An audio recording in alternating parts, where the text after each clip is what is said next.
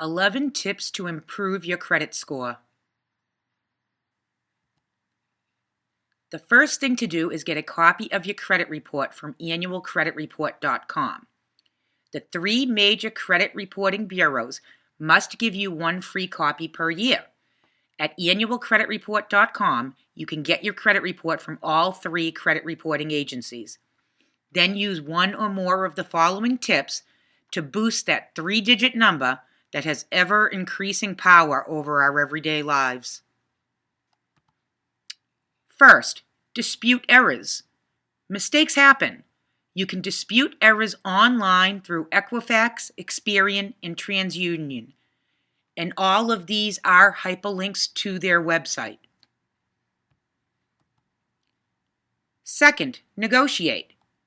You can't deny that you stopped paying a credit card bill when you were unemployed last year, but you can ask creditors to erase that debt or any account that went to collection.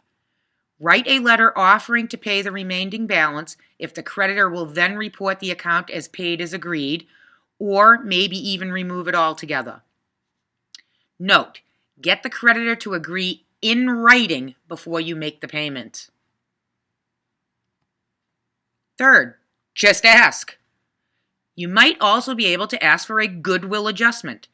Suppose you were a pretty good Visa customer until that period of unemployment when you made a late payment or 2, which now show up on your credit report. Write a letter to Visa emphasizing your previous good history and ask that the oopsies be removed from the credit report. It could happen. Fourth, get a credit card. Having 1 or 2 pieces of plastic will do good things to your score if you don't charge too much and if you pay your bills on time.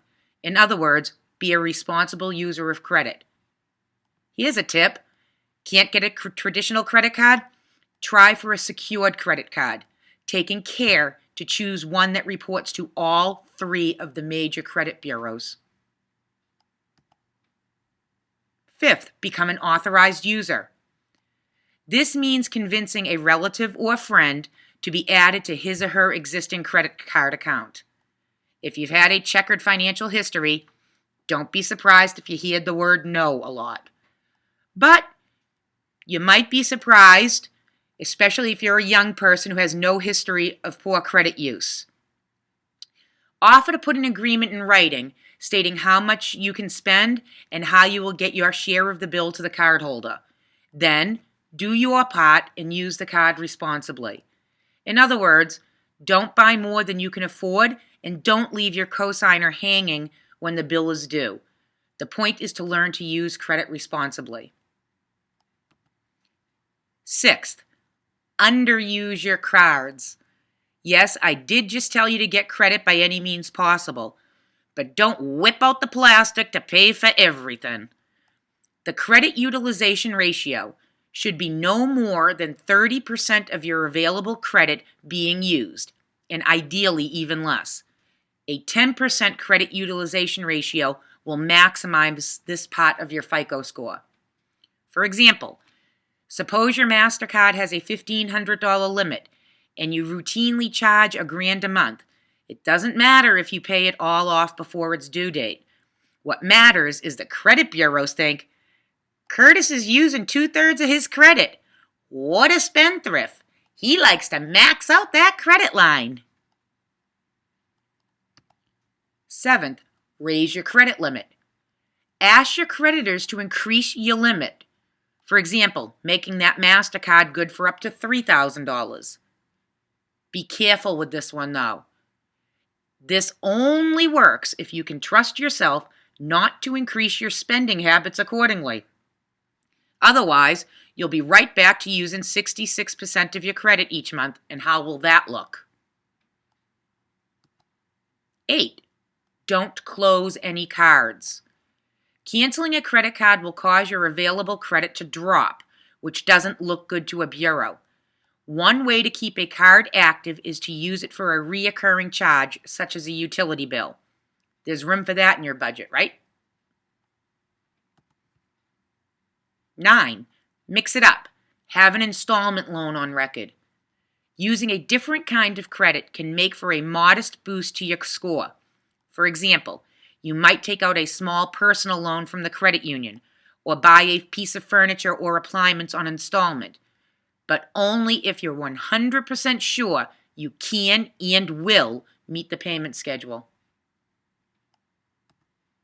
10. Pay your bills on time.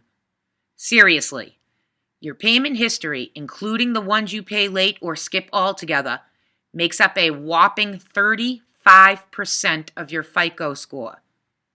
If you're absent-minded or merely overwhelmed, hi there, parents of young children, then for heaven's sake, automate your payments. Even better than paying on time is to pay your bills twice a month. Using too much of your credit limit at any given moment doesn't look good. Suppose your limit is $3,000 and a month's worth of havoc, car repair, doctor's bills, plane ticket for kid to get to college, means you've charged up $2,900. Sure, you plan to pay in full by the 18th of the month, but until then, it looks like you're maxing out yet another card. Instead, make one payment just before the statement closing date and the second one right before the due date. The first will likely reduce the balance that the credit bureaus see, and the second makes sure you won't pay interest or a late fee. My name is Bobbie Files. I'm a realtor with Success Real Estate, and I look forward to assisting you in your dream of home ownership.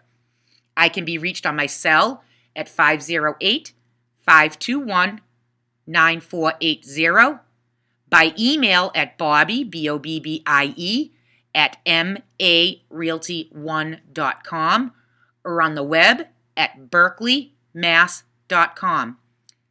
Thank you for listening, and I look forward to speaking with you.